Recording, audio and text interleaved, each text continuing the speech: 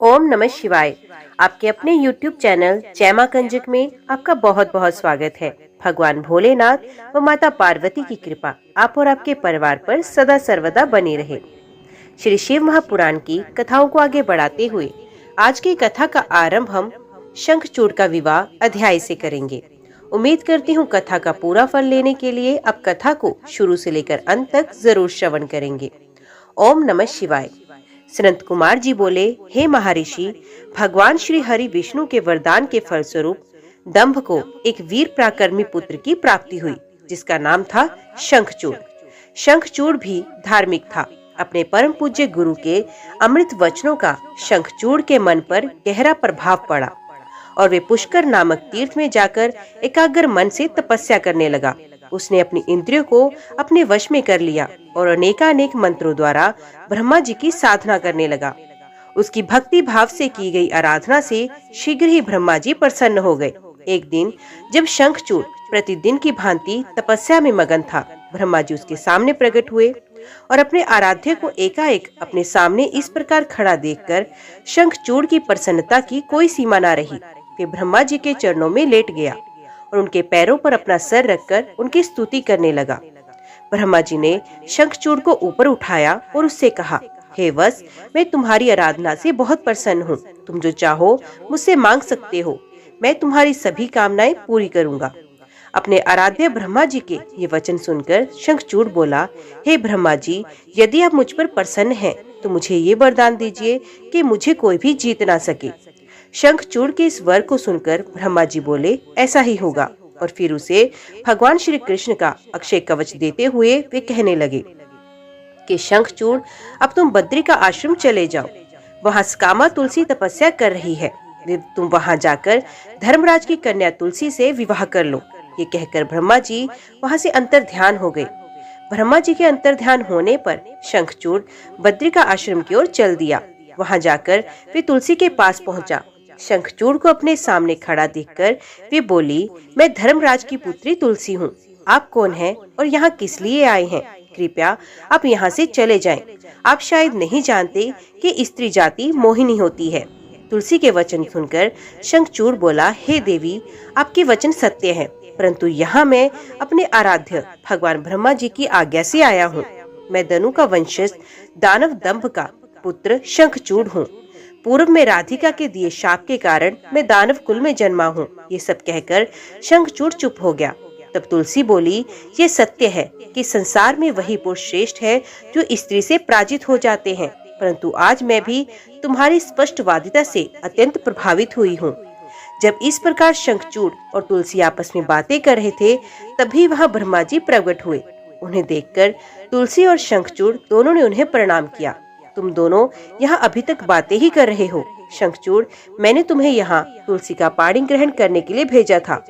तुम निश्चय ही पुरुषों में श्रेष्ठ हो और तुलसी निस्संदेह ही स्त्रियों में रत्न है। तुम दोनों एक दूसरे के लिए ही बने हो, इसलिए तुम्हें शीघ्र ही एक दूसरे का हो जाना चाहिए। शंखचूड़ और तुलसी को विवाह करने के लिए कहकर ब्रह्मा जी वहाँ से चले गए। ब्रह्मा जी का आदेश मानते हुए तुलसी और शंखचूड़ ने गंधर्व रीति से विवाह किया। तत्पश्चात वे दोनों अनेक सुंदर मनोरम स्थानों पर अनेकों वर्षों तक विहार करते रहे। एक दूसरे का साथ पाकर वे बहुत प्रसन्न थे। व्यास जी बोले, हे ब्रह्मा जी के पुत्र सनत कुमार जी, जब संसार के सृष्टिकर्ता ब्रह्मा जी की आज्ञा से तुलसी और शंखचूड़ ने गंधर्व रीति से विवाह कर लिया, तब क्या हुआ? उन दोनों ने क्या किया? व्यास जी के इस प्रकार के प्रश्न सुनकर सनत कुमार जी बोले, हे महामुने, शंखचूड़ और देवी तुलसी ने ब्रह्मा जी की आज्ञा से विवाह कर लिया और वे उसे अपने साथ लेकर अपने घर वापस आ गया। जब दानवों को इस बात की सूचना मिली कि शंखचूड़ को ब्रह्मा जी से वरदान प्राप्त हुआ है, तो वे सभी बहुत प्रसन्न हुए। दैत्य गुरु शुक्राचार्य ने स्वयं वहां आकर शंखचूड़ को ढेरों आशीर्वाद प्रदान किए। तत्पश्चात उन्होंने शंखचूड़ को असुरों का आधिपत्य देते हुए उसका राज्याभिषेक करवाया। राज्य सिंहासन संभालने के पश्चात शंखचूड़ बहुत प्रसन्न था। तब शुक्राचार्य बोले, हे असुरराज शंखचूड़, तुम निस्संदेह ही वीर और पराक्रमी हो। तुम्हें आज असुरों का राज्य सौंपकर मुझे बहुत हर्ष हो रहा है। अब इस राज्य का विस्तार करना और असुरों की रक्षा करने का दायित्व तुम्हारा है। मुझे तुम्हारी प्रतिभा पर पूरा विश्वास है। ये कहकर दैत्य गुरु शुक्राचार्य वहाँ से चले गए। उनकी आज्ञा शिरोधार्य कर शंखचूड़ राज्य करने लगे। उसने अपने राज्य का विस्तार करने के उद्देश्य से अपनी विशाल सेना को इंद्रलोक पर आक्रमण करने का आदेश दिया। वे स्वयं भी उस युद्ध में जा खड़ा हुआ। असुरों और देवताओं में बड़ा भयानक युद्ध शुरू हो गया। देवताओं ने अनेक असुरों को मार गिराया, अनेकों को घायल कर दिया। ये देखकर असुर सेना विचलित होकर इधर उधर भागने लगी। इसे देखकर असुराज शंखचूड़ का क्रोध 7वें आसमान पर जा पहुंचा। अपनी पूरी शक्ति से युद्ध करते हुए उसने देव सेना को खदेड़ दिया। दैत्यराज शंखचूड़ से डरकर देव सेना तितर बितर हो गई और अपने प्राणों की रक्षा के लिए गुफाओं और कंदराओं में जाकर छुप गई। महाबली वीर प्रतापी शंखचूड़ ने स्वर्ग पर अधिकार कर लिया और स्वर्ग के सिंहासन पर विराजमान हो गया। सूर्य, अग्नि, चंद्रमा, कुबेर, यम, वायु आदि सभी देवता शंखचूड़ के अधीन हो गए। अनेक देवता शंखचूड़ के डर से भाग निकले। जो देवता वहां से भाग निकले थे वे अपने प्राणों की रक्षा के लिए इधर उधर मारे मारे फिर रहे थे। जब उन्हें ये समझ नहीं आया कि अब क्या करे, कहाँ जाए, तो वे सब देवता मिलकर ऋषि मुनियों को साथ लेकर ब्रह्मा जी की शरण में गए। ब्रह्मा जी के पास पहुंचकर देवताओं ने उन्हें प्रणाम कर उनकी स्तुति की। तत्पश्चात उन्होंने शंखचूड़ के आक्रमण और स्वर्ग पर उसके आधिपत्य के बारे में सब कुछ ब्रह्मा जी को बताया। ब्रह्मा जी ने आश्वासन देते हुए कहा कि इस विषय में भगवान विष्णु ही हमें कोई सही मार्ग बता सकते हैं, अतः हम सभी को उनके पास चलना चाहिए। ये कहकर वे सब श्री हरि से मिलने के लिए वैकुंठ लोक को चल दिए। वैकुंठ लोक पहुंचकर देवराज इंद्र और ब्रह्मा जी सहित सभी देवताओं ने लक्ष्मीपति विष्णु जी की स्तुति की और उन्हें सारी बातों से अवगत कराया।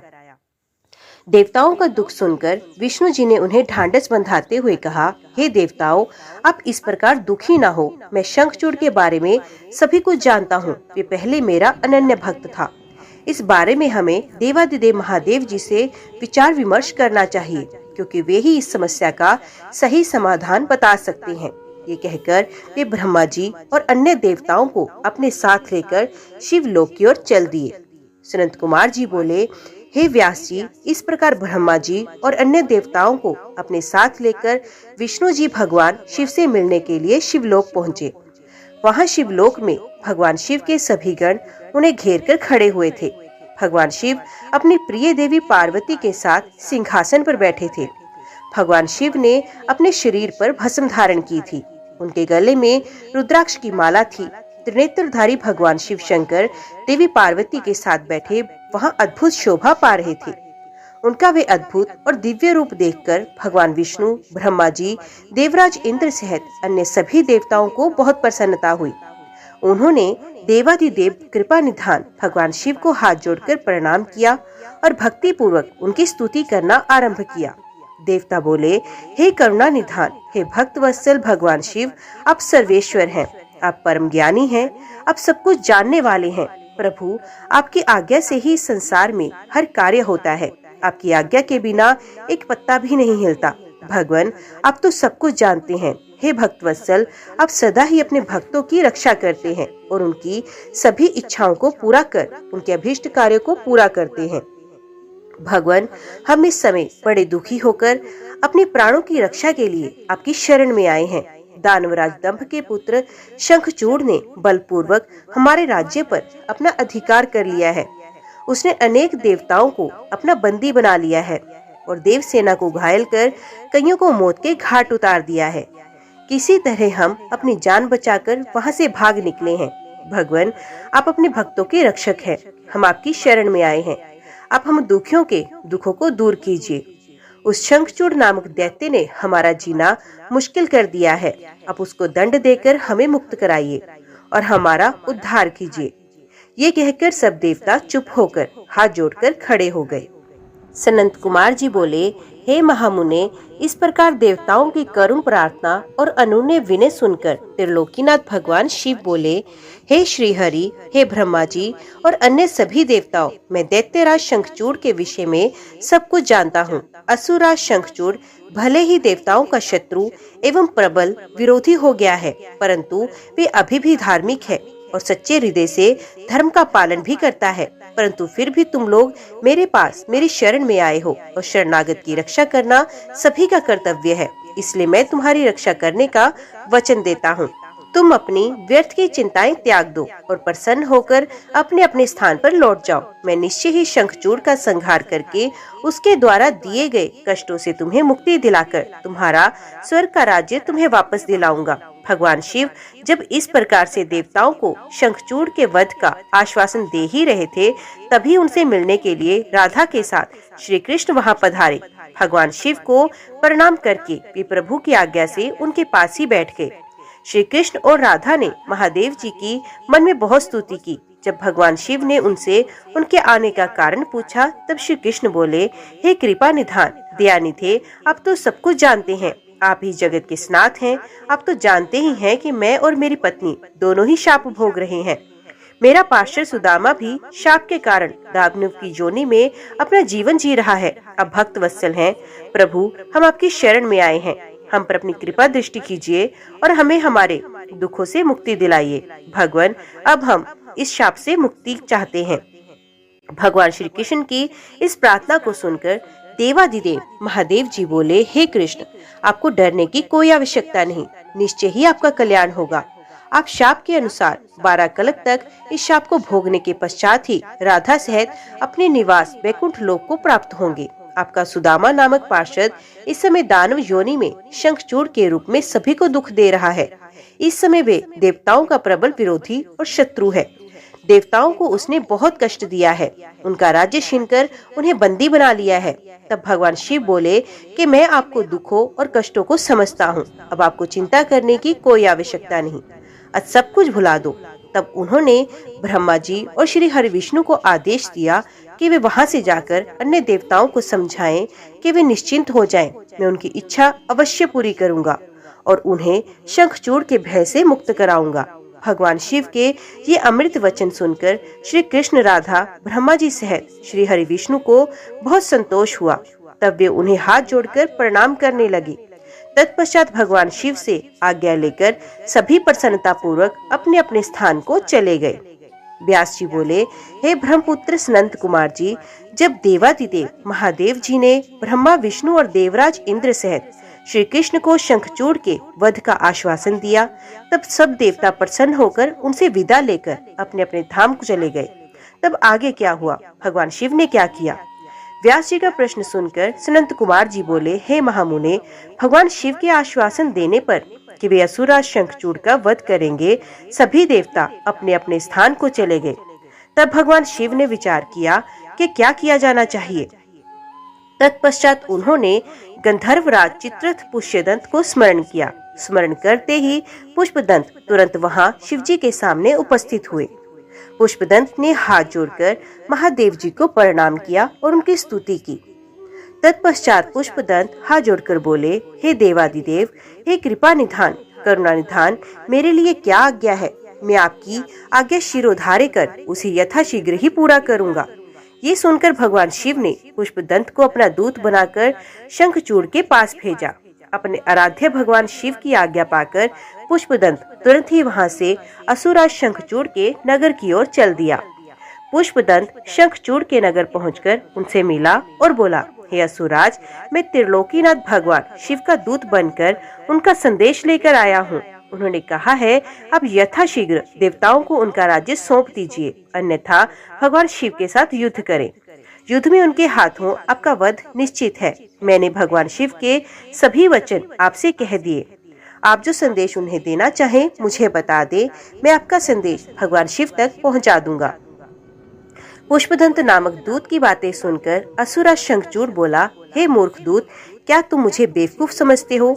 जाकर अपने स्वामी से कह दो कि मैं देवताओं को उनका राज्य वापस नहीं दूंगा। मैं वीर हूँ, युद्ध से नहीं डरता।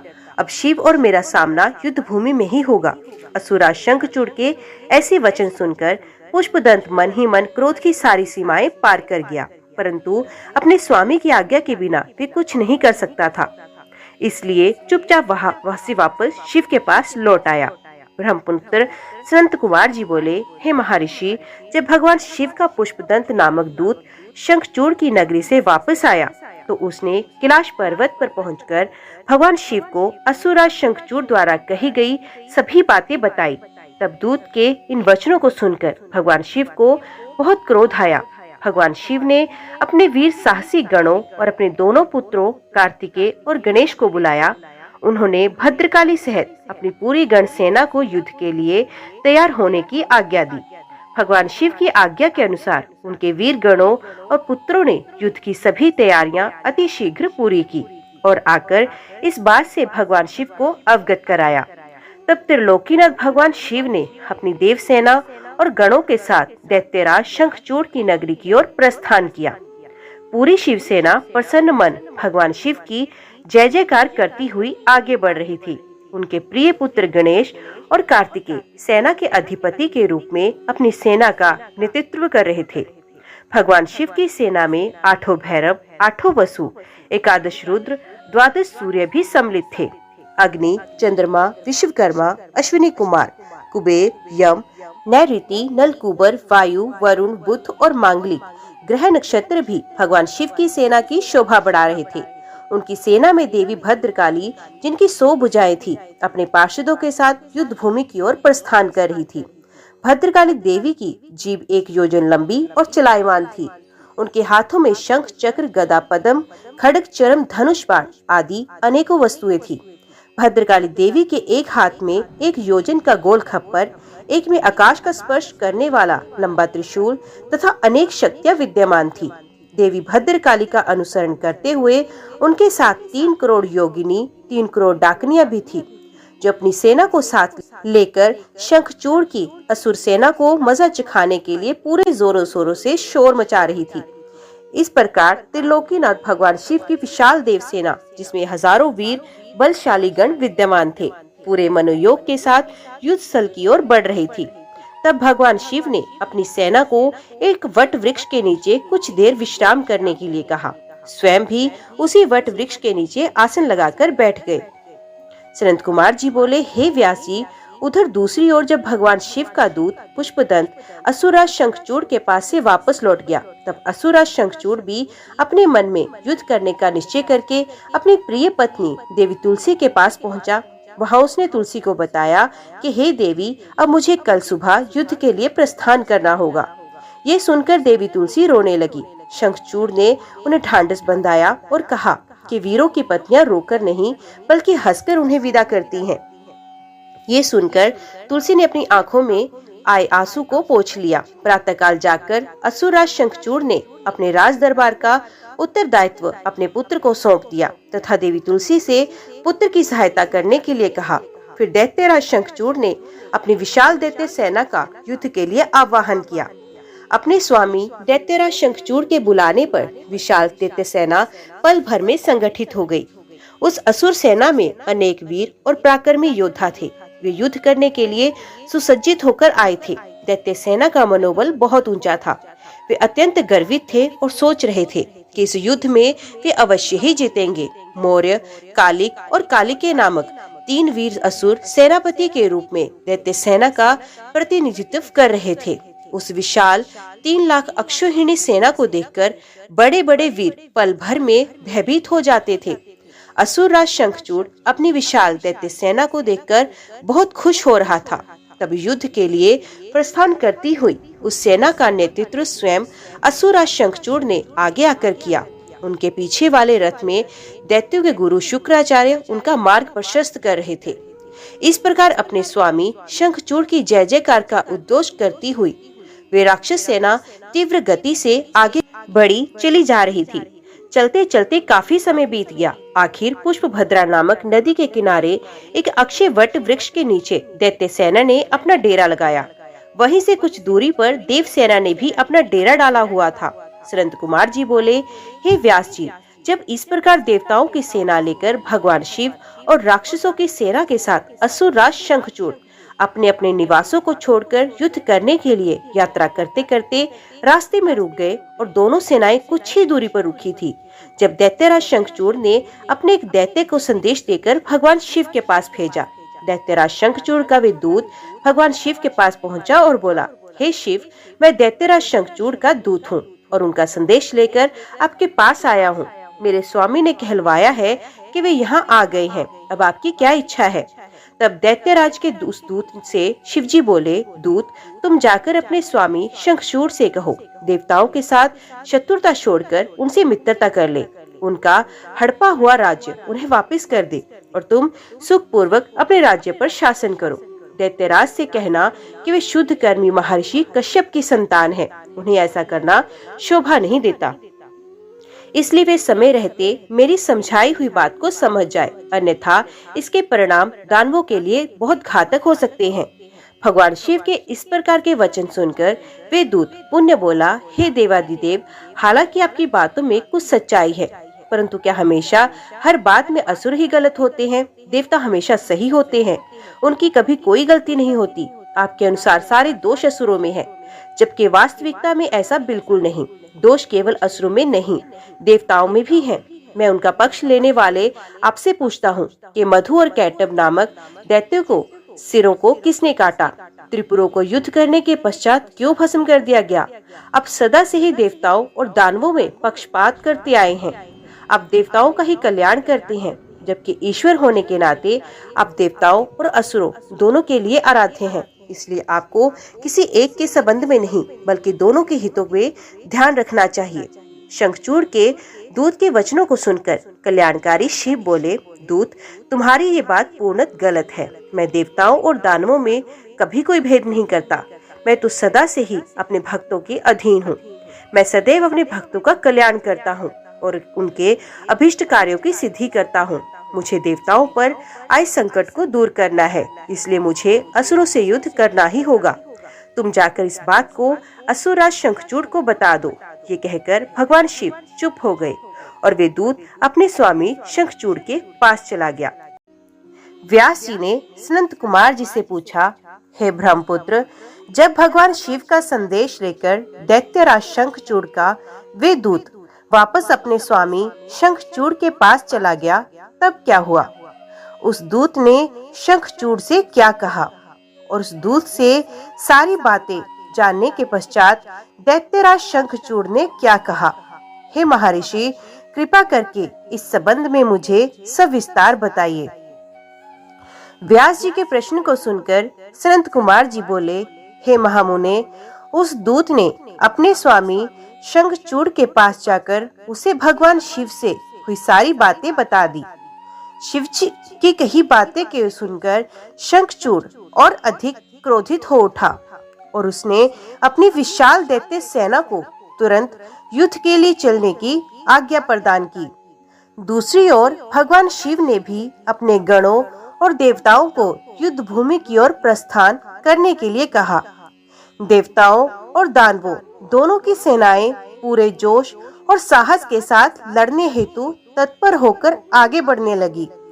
दानवों की सेना में सबसे आगे शंखचूड़ था और दूसरी ओर देव सेना में त्रिलोकीनाथ भगवान शिव सबसे आगे चल रहे थे। दोनों सेनाएं अपने स्वामियों के जय घोष के साथ आगे बढ़ रही थी। उस समय चारों ओर रणभेरियां बजने लगी।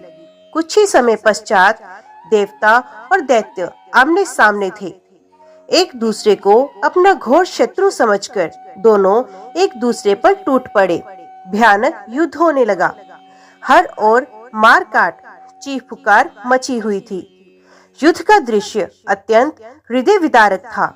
भगवान श्री हरि विष्णु के साथ दंभ, कलासुर के साथ कालका, गोकर्ण के साथ हुताशन तो कालंबिक के साथ वरुण देव का युद्ध होने लगा। सब युद्ध करने में मगन थे, परंतु भगवान शिव तथा देवी भद्रकाली अभी तक ऐसे ही बैठे थे। उन्होंने युद्ध करना शुरू नहीं किया था। उधर दैत्यराज शंखचूड़ भी युद्ध का दृश्य देख रहा था। उस समय युद्ध अपने चरम पर था। दोनों सेनाएं घमासान युद्ध कर रही थी। सभी बड़ी वीरता से लड़ रहे थे और युद्ध में अनेक प्रकार से आयुधों का प्रयोग कर रहे थे। कुछ ही देर में पृथ्वी कटे मरे और घायल योद्धाओं से पट गई। सनंत कुमार जी बोले, हे व्यास जी, इस प्रकार देवताओं और दानवों में बड़ा भयानक विनाशकारी युद्ध चल रहा था। धीरे धीरे दानव देवताओं पर भारी पड़ने लगे। तब देवता अत्यंत भयभीत होकर अपनी रक्षा हेतु इधर उधर भागने लगे। कुछ देवता भागकर देवाधिदेव भगवान शिव की शरण में आए। तब वे देवता बोले, प्रभु हमारी रक्षा करें। असुर सेना परास्त होने के बजाय हम पर हावी होती जा रही है। यदि शीघ्र ही कुछ नहीं किया गया तो हम अवश्य ही हार जाएंगे। देवताओं के ये वचन सुनकर भगवान शिव को बहुत क्रोध आया। वे उठकर खड़े हो गए और स्वयं युद्ध करने के लिए आगे बढ़े। युद्ध स्थल में पहुंचते ही उन्होंने असुरों की अक्षौहिणी सेना का नाश कर दिया। देवी भद्रकाली भी अनेकों दैत्यों को मार मार कर उनका रक्त पीने लगी। इस प्रकार असुरों को युद्ध में कमजोर पड़ता देखकर देवताओं में एक नई जान आ गई। जो देवता इधर उधर अपने प्राणों की रक्षा के लिए भाग गए थे, वे भी आकर पुनः युद्ध करने लगे। उधर भद्रकाली देवी क्रोध से भरकर दैत्यों को पकड़ पकड़ कर अपने मुख में डालने लगी। स्कंद ने अपने बाणों से करोड़ों दानवों को मौत के घाट उतार दिया। ये देखकर असुर सेना भयभीत होकर अपने प्राणों की रक्षा करने हेतु इधर उधर भागने लगी। असुर सेना को इस प्रकार तितर बितर होते देख दानवराज शंखचूड़ क्रोधित होकर स्वयं युद्ध में कूद पड़ा। उसने अपने हाथों में धनुष बाण उठाया और भयानक बाणों की वर्षा करनी प्रारंभ कर दी। देखते ही देखते शंखचूड़ ने देवसेना के अनेक सैनिकों को संहार कर दिया। ये देखकर स्कंद देव आगे बढ़े और शंखचूड़ को ललकारने लगे। शंखचूड़ ने क्रोधित होकर स्कंद पर पलटकर वार किया। उसने स्कंद का धनुष काट दिया और पूरी शक्ति से स्कंद की छाती पर प्रहार किया। फलस्वरूप स्कंद मूर्छित होकर जमीन पर गिर पड़े। कुछ ही देर बाद स्कंद उठकर खड़े हो गए और उन्होंने अपनी बाण से शंखचूड़ के रथ में छेद कर दिया। यही नहीं, स्कंद ने शंखचूड़ का कवच, किरीट आदि कुंडल भी गिरा दिया। तत्पश्चात उसने एक भयानक विष बुझी शक्ति से शंखचूड़ पर प्रहार किया। इस प्रहार से शंखचूड़ मूर्छित होकर धरती पर गिर पड़ा और काफी समय तक ऐसे ही पड़ा रहा। कुछ समय पश्चात वे ठीक होकर पुनः युद्ध करने लगा। इस बार उसने भगवान शिव के पुत्र कार्तिकेय को अपना निशाना बनाया और उस पर भयानक शक्ति का प्रहार किया, जिससे कार्तिकेय बेहोश होकर जमीन पर गिर पड़े। तब कार्तिकेय को इस प्रकार धरती पर बेहोश पड़ा देखकर देवी भद्रकाली उन्हें गोद में उठा लाई। उनकी दशा देखकर शिवजी ने उन पर अपने कमंडल का जल छिड़का। जल छिड़कते ही कार्तिकेय फौरन उठकर बैठ गए और पुनः युद्ध करने के लिए चले गए। ये कह पाना कठिन था कि दोनों में से कौन अधिक वीर और बलशाली है। एक दूसरे पर वे बड़े शक्तिशाली ढंग से प्रहार कर रहे थे। देवी भद्रकाली भी पुनः युद्ध में आकर दानवों का भक्षण करने लगी। हे व्यास जी, देवी भद्रकाली ने युद्ध भूमि में जाकर भयंकर सिंहनाद किया, जिससे डरकर अनेकों दानव मूर्छित होकर धरती पर गिर पड़े। भद्रकाली ने अपने तेज और नुकीले दांतों से दानवों का रथ चूसना शुरू किया।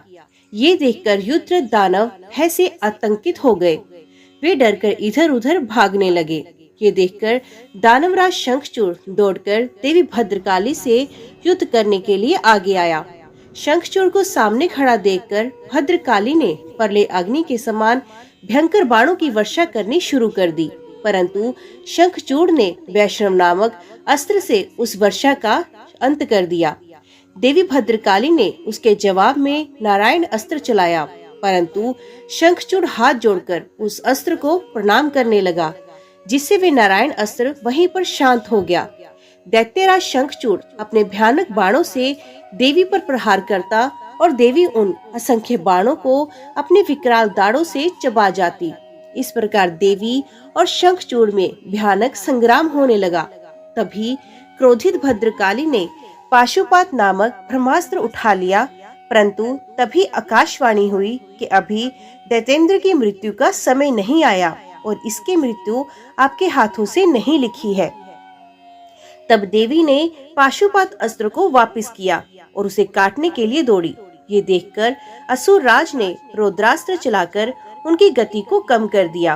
तब भद्रकाली ने असुरराज द्वारा प्रयोग की गई सारी शक्तियों को तहस नहस कर दिया और आगे बढ़कर शंखचूड़ की छाती पर अपने मुक्के का जोरदार प्रहार किया।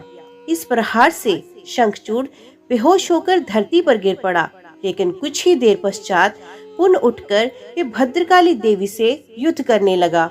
तब देवी ने उसे कसकर पकड़ लिया और चारों ओर घुमाकर धरती पर फेंक दिया। शंखचूड़ कुछ समय तक ऐसे ही पड़ा रहा। तब देवी ने अन्य दानवों का वध करना शुरू कर दिया।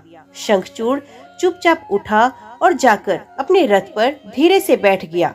व्यास जी बोले, हे ब्रह्मपुत्र सनंत कुमार जी, जब देवी भद्रकाली द्वारा युद्ध में घायल होकर शंखचूड़ पुनः अपने रथ पर जाकर बैठ गया, तब क्या हुआ? भगवान शिव ने जो उस युद्ध में असुरराज शंखचूड़ का वध करने के लिए ही आए थे, क्या किया? कृपया कर मुझे इस कथा को सविस्तार सुनाइए।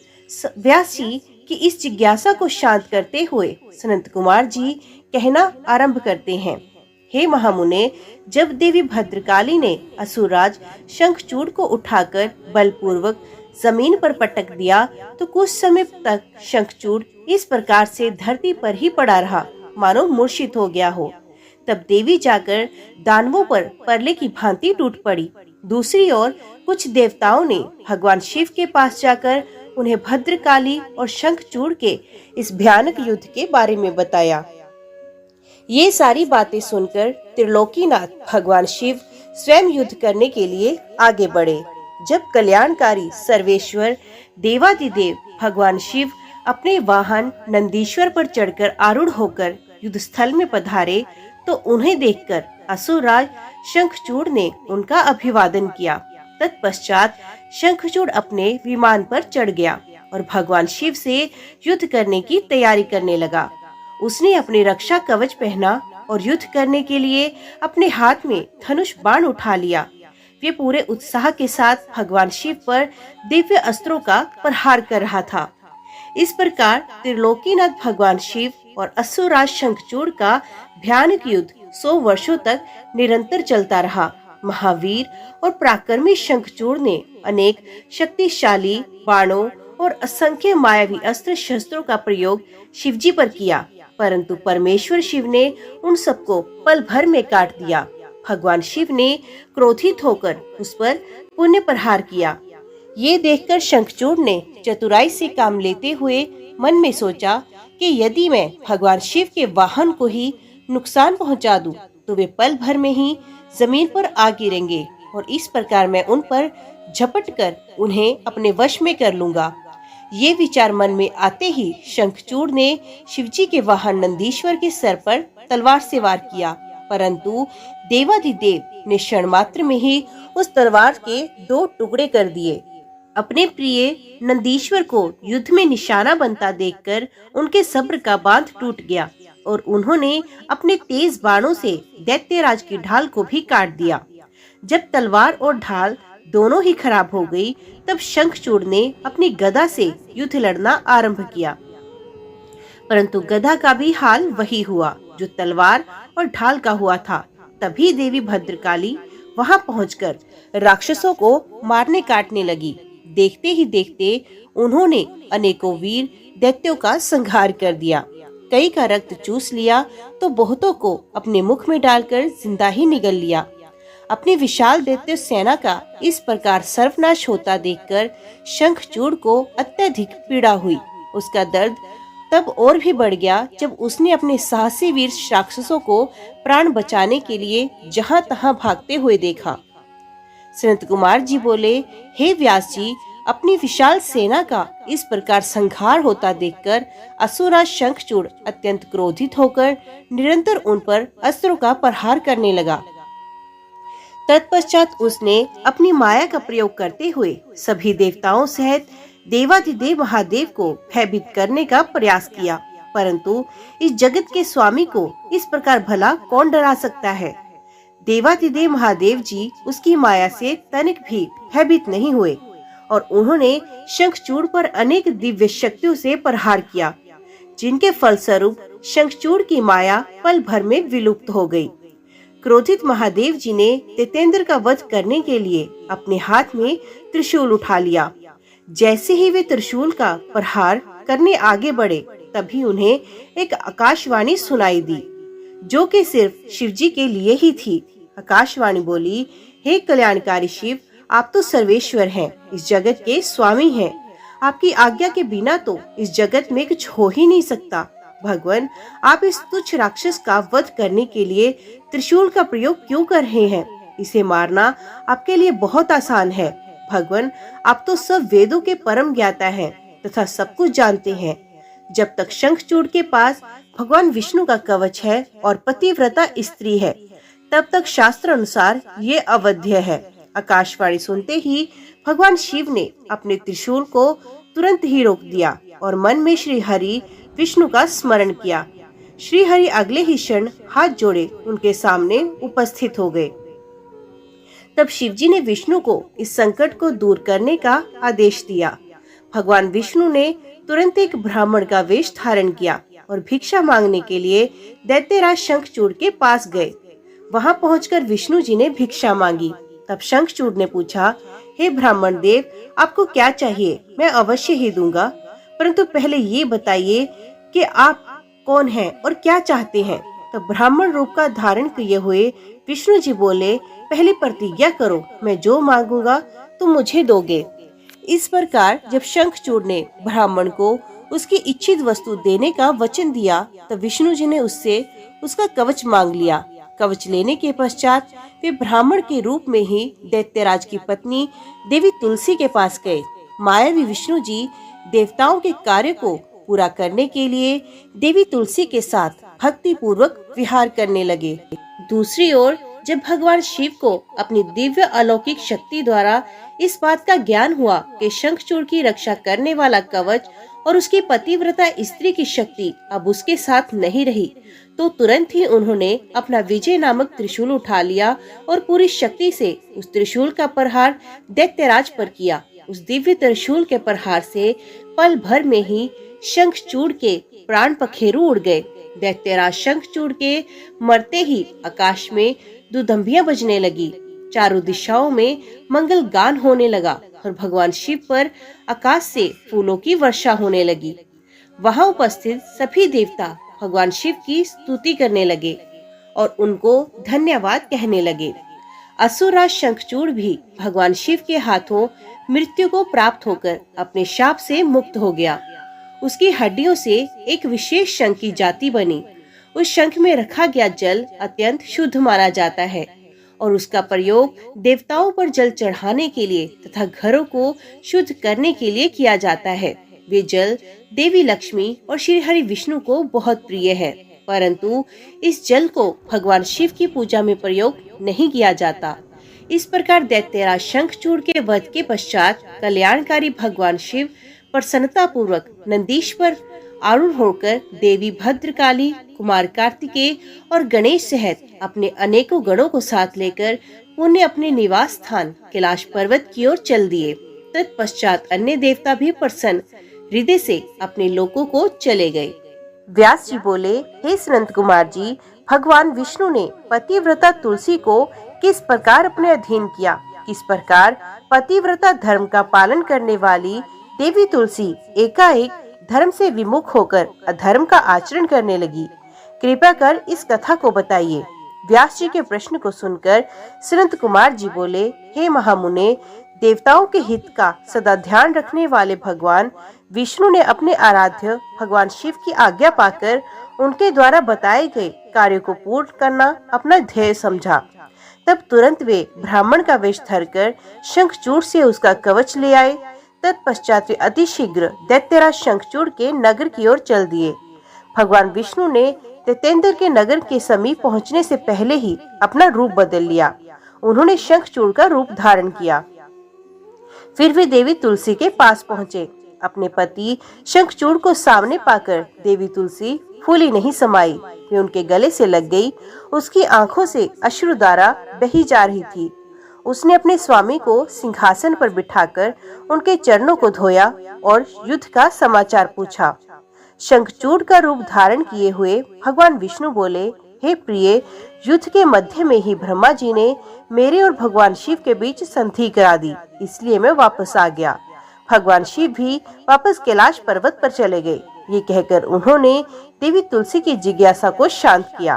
तत्पश्चात शंखचूड़ भगवान विष्णु तुलसी के साथ आनंद पूर्वक रमण करने लगे, परंतु झूठ की हांडी रोज नहीं चढ़ती।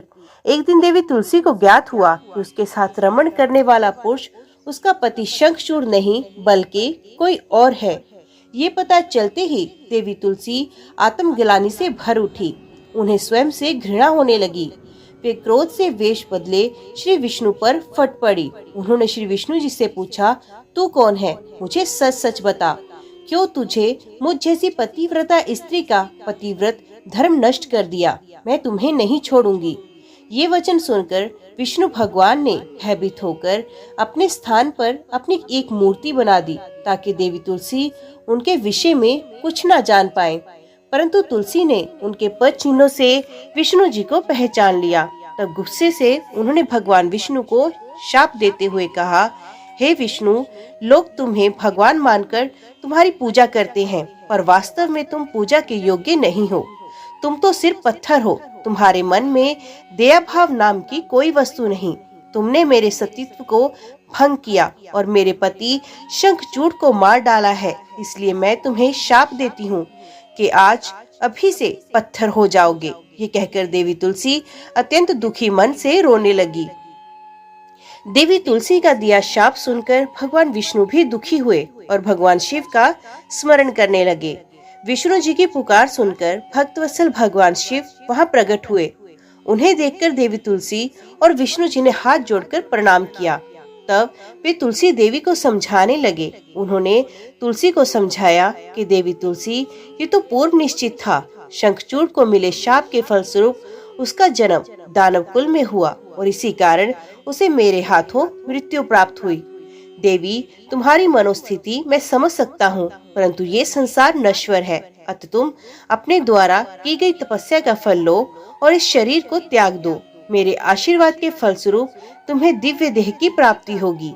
तुम्हारी श्री हरि में विशेष प्रीति होगी। इस शरीर को त्यागने के पश्चात जब तुम नया शरीर धारण करोगी तो तुम गंडकी नाम की नदी होगी और सभी के द्वारा पूजित होने के कारण प्रधान रूपा तुलसी के नाम से विख्यात होगी।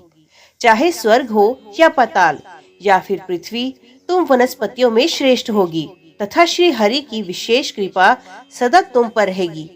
तुमने जो श्री हरि को शाप दिया वे अवश्य ही पूरा होगा। गंडकी के तट पर सदा भगवान विष्णु भी पाषाण के रूप में स्थित होंगे। तेज दांतों वाले अनेक कीड़े उस शिला को छेद छेद कर उसमें चक्र बना देंगे। उस शिला को इस जगत में शालिग्राम के नाम से प्रसिद्धि मिलेगी। ये कहकर भगवान शिव अंतर ध्यान हो गए। तत्पश्चात देवी तुलसी ने अपना शरीर त्याग दिया और गंडकी नदी बन गई। तब श्री विष्णु ने भी उस नदी के तट पर पाषाण के रूप में निवास किया। ओम नमः शिवाय। आज की वीडियो में इतना ही। उम्मीद करती हूँ वीडियो आपको पसंद आई होगी। वीडियो पसंद आई हो तो वीडियो को लाइक और चैनल को सब्सक्राइब जरूर कीजिएगा। ओम नमः शिवाय लिखकर कमेंट बॉक्स में अपनी हाजिरी और अपने सुझाव देना ना भूलिएगा। तो मिलते हैं अगले अध्याय के साथ। तब तक के लिए देखते व सुनते रहिए। जय मां कंजक, जय माता दी।